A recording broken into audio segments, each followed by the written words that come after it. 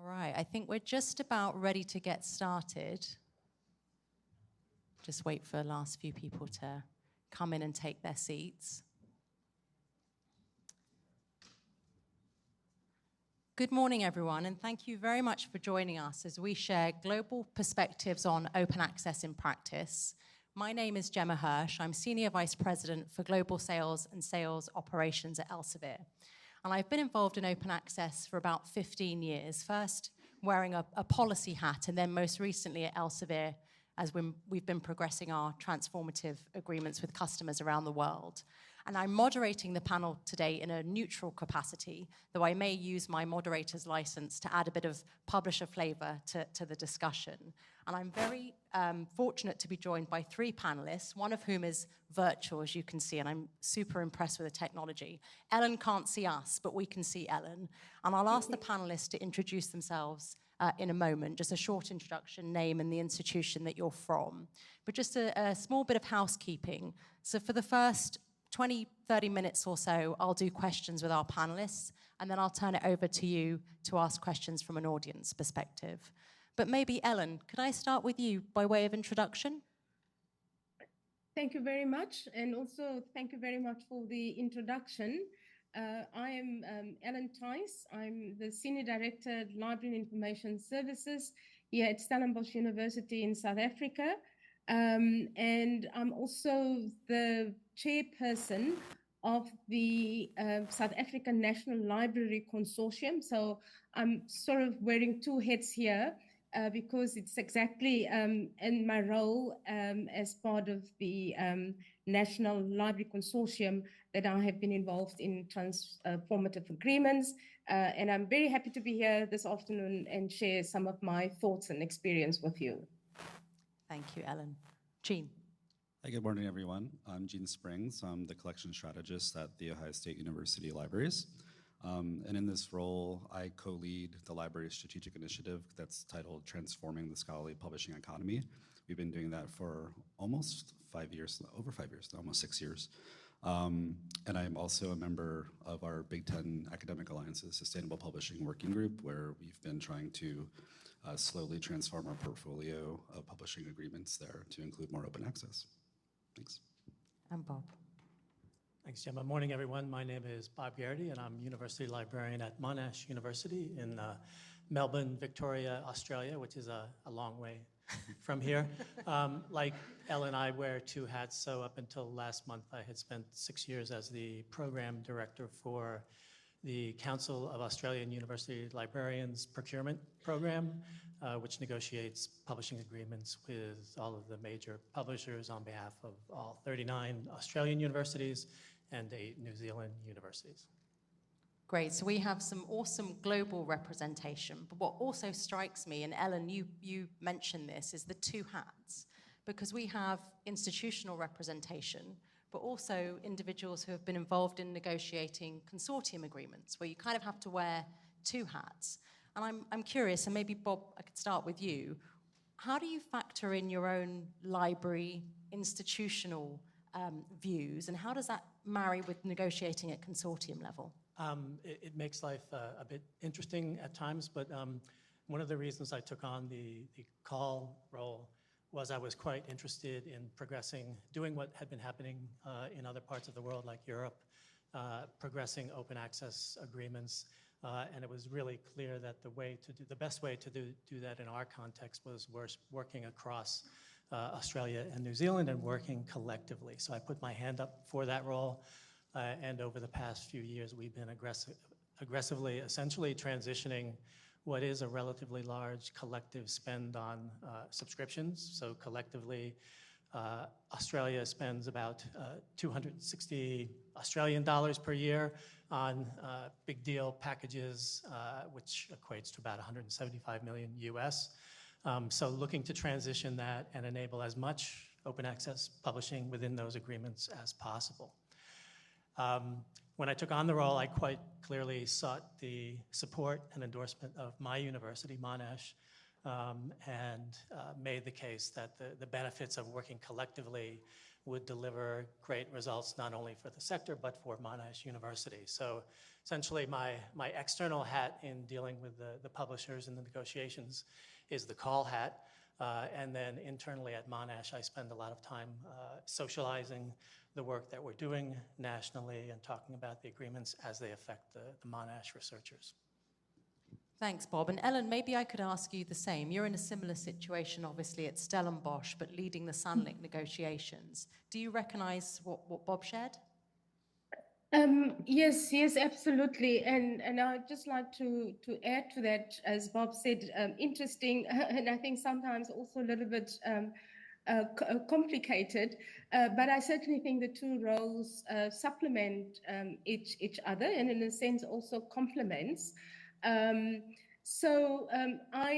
through the consortium, I actually learned a lot more from also what's happening at the other institutions and how we can collectively support the research agenda and the needs of the country, and again, where we can supplement each other. So, and because in my role itself, of course, I am not directly involved with the operational and the day-to-day functioning of our purchasing division, and even to a large extent, not even in the actual contracts, because we have obviously a whole division that deals with that. So I've been able to learn, and here and there I could also test and match that with what is happening at the institutions. And it also helps in the consortium. Of course, we have been doing that for print subscriptions over the years, for read contracts. So we've always collaborated and worked together in that regard. But it is useful where you can sometimes actually wear both hats in some of these negotiations because you already have that relationship and the understanding from the institutional part of it. So I really think it works both ways. It benefits the institution a lot by being involved in this. The one thing that, from my point of view, that is perhaps a not so positive view in terms of the two roles is that it certainly, especially when it comes to transformative agreements and these read and publish agreements, it does take up a lot more time from you, because there are so many elements that you have to work with. And I think it also allows you to work with various stakeholders in the institution nationally, and of course also working internationally, and not just the library sector itself. Thank you, Ellen. And Jean, I guess for you, maybe it's three hats: Ohio State, Ohio Link, Big Ten. And I'm struck by the fact that, Bob, you spoke about working collectively as having a benefit. Ellen, you spoke about learning from other librarians. Jean, how does that kind of chime for you across three organizations? Yeah, excuse me, it's definitely tricky, just because at Ohio State we have, some, pretty well stated objectives that we're trying to accomplish through a lot of our transforming initiatives. And, our consortia are also very different. Ohio Link is a large statewide consortium that has a lot of different academic types, from large research universities like Ohio State down to two-year colleges. And obviously, when you're thinking of research output and, kind of the publishing outputs in general, there's a lot of different desire and also needs kind of within that consortium. And then in the Big Ten, we have a lot of similar institutions to Ohio State, excuse me, which is great. But our journal portfolio is balanced very differently with our agreements with our consortia. So, we can have certain publishing agreements that we are working directly with publishers as a single institution. And then we have opportunities with Ohio Link and then with the Big Ten. And so it's a balancing act. And, it's been really enriching, I think, for myself and for us at Ohio State, because you get a wide variety of perspectives, and where folks have kind of a different angle on the conversations we're having, different interpretations even of some of the concepts we're talking about or our goals or objectives.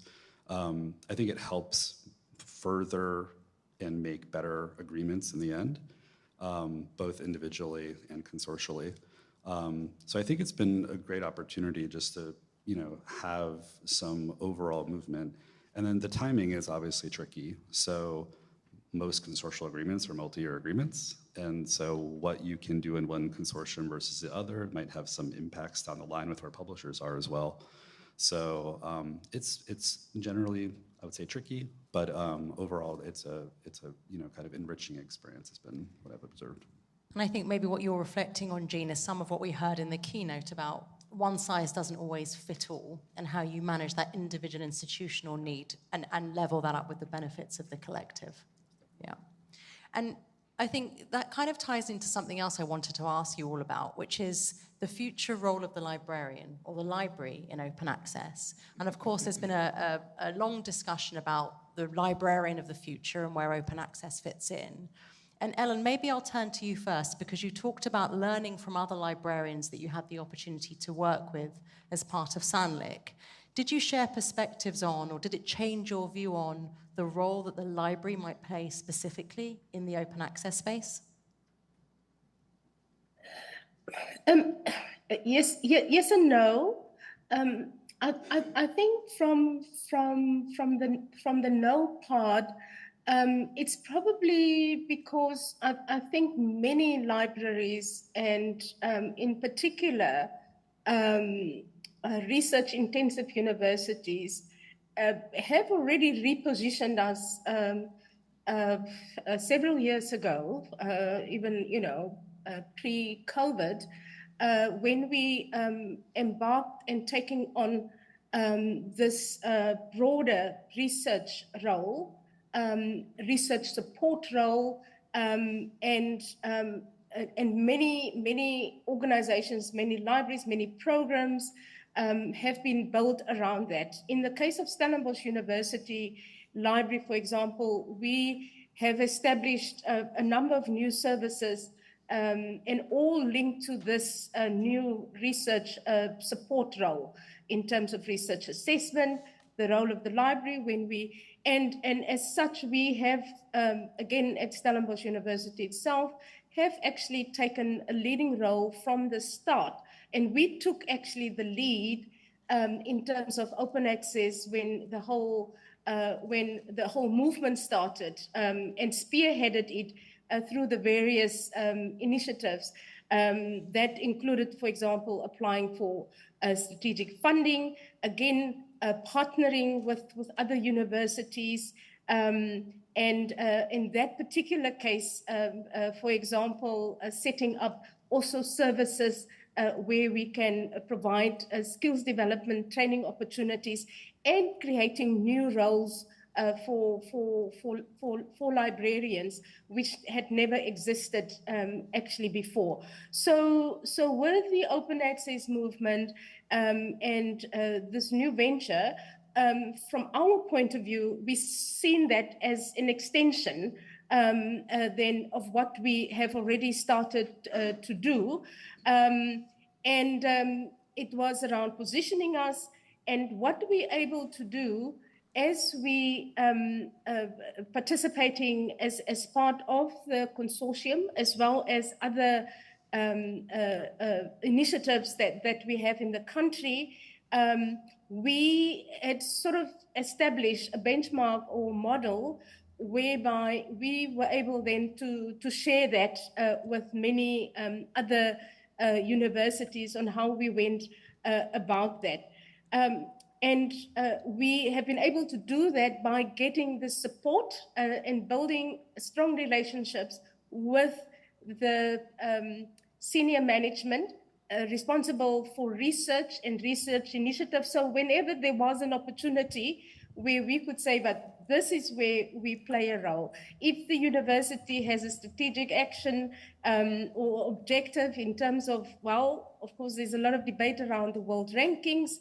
For example, we had used our existing relationships with publishers, for example, and I can use this as a specific example, how we have used that to say that in terms of us being able to partner with this publisher, we would be able to support and assist the university in achieving and contributing to some of those goals. And that had to do, for example, in things like research assessment, bibliometric services, providing specialized services in offering workshops and training, for example, author workshops, et cetera, et cetera. So it was all about positioning us.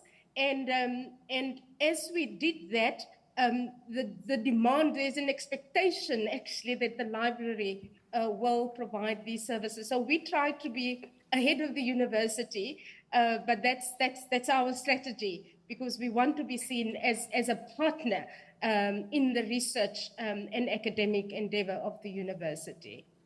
No, that's really interesting, Ellen, because it sounds like, as you say, the library was well ahead of the curve in thinking about the role that you would continue to play in the open access space, and the transformative agreement was sort of the end point of that. And Jean, I'm wondering how that chimes with your experience at Ohio State. Yeah, I think one of the things that we've learned a lot is, within the university and within the libraries at the university, needing to partner better. Our health sciences library is a key partner for us now. I think we did a lot of cost sharing previously, but now with our various agreements, a lot of research and a lot of the publishers we have agreements with are in the health sciences, and they're key partners there. And health sciences are represented well within OhioLink. There's medical library representation there. And the big tenants, a lot of folks in similar roles to me, where the health sciences collections is not administratively, part of our purview. So it's an interesting discussion to kind of bring that into all of our agreements to understand the role and impact of health sciences within a lot of our agreements. So that's been key just within Ohio State to kind of branch out away from just university libraries. And then one of the big things that we've been trying to work on, and it's always a little bit of a challenge, is collaborating with our Office of Research. There's constant turnover in the leadership of our Office of Research. So someone comes in, they get socialized, they're ready to meet the library, we meet with them, and then unfortunately they move on within a few months. And so we just haven't been able to kind of make, I would say, significant inroads to be able to have better partnership with the research enterprise as it's aligning with what the library is doing. And one thing I'll just note too is that we have a lot of administrative vacancies currently, and our new president coming in January. We were very well encouraged from previous administrations to work on open access agreements. So it really came top down outside the library within the university. And that was, I think, really helped us to experiment, secure additional funding, and to be experimental. And I think that's also benefited us within our consortial relationships, because we've been able to be first mover in some areas and provide some perspective to our consortial partners as we kind of work through those types of agreements as well. Great. Anything you want to add to that, Bob? Yeah, I guess so. The situation in Australia is very similar to what Ellen has described, in that large research-intensive universities have for many years now been moving more aggressively into the research support space. I will just say that the open access agreements, and so we now have 24 agreements in place, and as of this year, we'll have article entitlements, total of about 18,000 across the sector.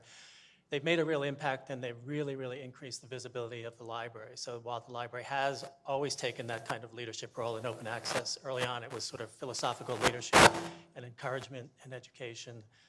This is actually delivering impact for researchers, and we have much, much more engagement now with the research community than we did previously. So open access is a way of connecting with the researcher and also raising the visibility of the library within the institution. Absolutely, and what I've learned from many conversations with researchers over the past years, most of them don't really care about open access so much, and if they have to comply, they want to be able to comply as easily as possible and with as few costs as possible. So this really removes barriers for them getting better impact for the research. That's a nice tee up to author choice, which we may come on to later. But I wanted to ask you, and maybe actually, Bob, I'll start with you first.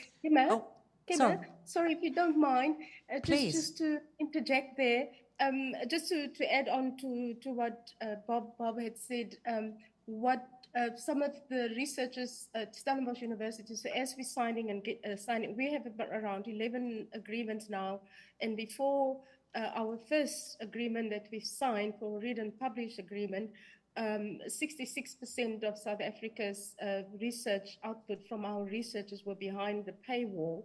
But after the 11 agreements, it's half that, and we're currently engaging with 2 more this phase with 2 more agreements. And if we're successful with these 2, then we anticipate that in 2024, only 18% of South Africa's research output would still be behind a paywall. And what the response from the researchers, and they certainly looked at us much different, was that this is a game changer.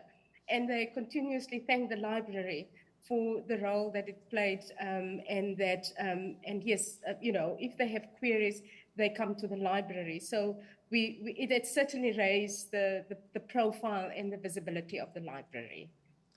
No, that's an amazing achievement, Ellen, and it maybe somewhat answers my next question, because I was going to reflect on the fact that the policy landscape globally is very diverse. And I was wondering how the panelists felt about the impact that global policies, national policies have on how researchers behave and how institutions behave. Ellen, of course, the policy landscape for open access in South Africa is perhaps, if I might say, slightly behind where you are in South Africa in terms of the agreements that you've struck. But I wonder if that's a fair assessment, and how far you think that either national or global pushes in the policy space for open access have been in the same direction that you've been moving. Yes, thank you, Gemma. And as you said, yes, even though we still have not a national policy, I'll just speak about where we are with that. That at a recent workshop held by national stakeholders in the country, the comment from the former president or CEO of University South Africa, which represents all the university, made the point that the inroads made to OA to date in South Africa is really thanks to the leading role that the consortium SANDIC had played over the years. Yes, he himself was very skeptical about policies. And after some of the policy announcements that were made in the US and in Europe, and also in discussions at the Berlin 16 conference, for example, where this was one of the topics that was discussed, it became very clear. And I think there's more buy-in to that national, regional, and possibly even global policies or guidelines around this is imperative. And it's relevant, it assists if there is a policy in place like this. In the case of South Africa, it's even more important for us because the national context is characterized by unequal access to databases, to publishing, and of course the growing unaffordability that we feel is inherent in the escalation of cost and so on. And then of course we also sit with the foreign exchange instability.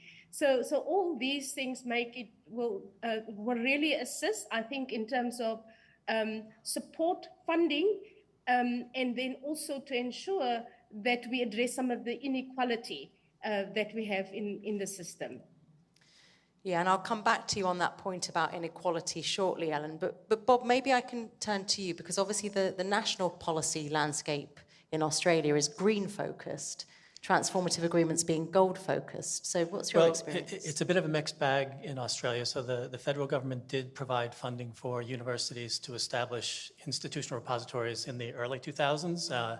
And the two major national research funding bodies did introduce open access policies in 2012 and 2013 that were leaning towards green, but they weren't enforced. And it was quite clear they weren't having the impact that they was expected. And for the repositories, as an example, Carl did some work a few years ago looking at so the funding wasn't maintained over time. So there's a big gap in terms of functionality of those repositories over time. So the investment hadn't been kept up. And it was really that lack of a joined up set of policies or a national strategy for OA that was what led Carl to look at how can we actually progress this agenda. And we really did look to, not so much in a policy sense, but initiatives like Plan S in Europe and what many of the European countries were doing. And that's really what triggered us to change our approach and see what we could do with our, as I said, relatively large collective spend. That's a pretty big, well, it's the only lever we have in the absence of joined up policy. And Jean, I think it's fair to say that the US policy landscape is a little bit in flux at the moment, although OSTP memo is, I think, the buzzword of the conference. How does that impact you? Yeah, I think obviously a lot of our agreements are focused on gold as well. And so I think that's kind of what we're working toward. I think going back a little bit to author choice, I think is really important, and to Bob's point about, researchers care about open access when it matters to their funding and to their, how their research is being disseminated. And so I think within, kind of what's happening with, the OCP memo and where that's moving, all we can do is kind of be prepared for it. I'm really curious to see where the data requirements are going to be aligning with this and how those might impact any future agreements, which are really article-based at this point. So that's kind of hanging out there, and I'll be curious to see kind of where that goes, assuming the OCP memo moves forward. But I think just to be prepared, at Ohio State, I know we're participating, and Ithaca SNR has a multi-institutional research study looking at the NIH data management, and that's something that we'll look to see kind of what's happening on campus. It's a pretty deeply engaged, interview project, as I understand. I think we'll get some interesting feedback from our researchers and how they're thinking of the data component, and then obviously the article output component as well to their research. So kind of wait and see. But I think that our focus on our open access agreements is at least allowing us to engage more deeply with our researchers, getting direct feedback from them. When we do our workshops, we get questions of why not this publisher? Complicated reasons, provide some context for that as we can. A lot of wait and see. I think for our folks on campus too, just understanding the complexities of where we're getting our agreements from, in our multi-consortial environment. Ohio Link, we have a Wiley agreement. Through the Big Ten, we have PLOS. And that was invisible to our researchers. They didn't really understand where we were getting something, they just had it. And so it's unveiling a little bit of, what goes on behind the curtain to our researchers. And some are really interested in understanding that. Some just want their article open access and to understand what they have to do to meet their requirements. So it's an interesting process. And again, we've learned so much. So. And maybe one last question from me before I hand it over to the audience. Ellen, I'm going to turn to you first because you mentioned inequity in the system. And of course, there has been criticism of gold open access as being an unequitable model. Is there a role here for libraries, for publishers to play together? What more can we do, in your view, to support the Global South? Yes, I think firstly, we have always thought that gold open access would probably be the fact that it's gold and you do not have to pay double, that would help. But of course, what ultimately, how it worked out, that it was just as expensive as publishing in the hybrid model. So first, it faces us particularly very badly in the global south in terms of the at least there was some global pricing differentiation with certain deals, but with APCs, one price is supposed to fit all, and I think that is where that becomes very tricky for us. In South Africa, for example, our purchasing power really halves every 10 years. And if you peg that at the global price levels, then of course that becomes out of reach to ever growing inequity. So we do think that this is something that, in terms of what more can be done, is that this should really be addressed by the international community.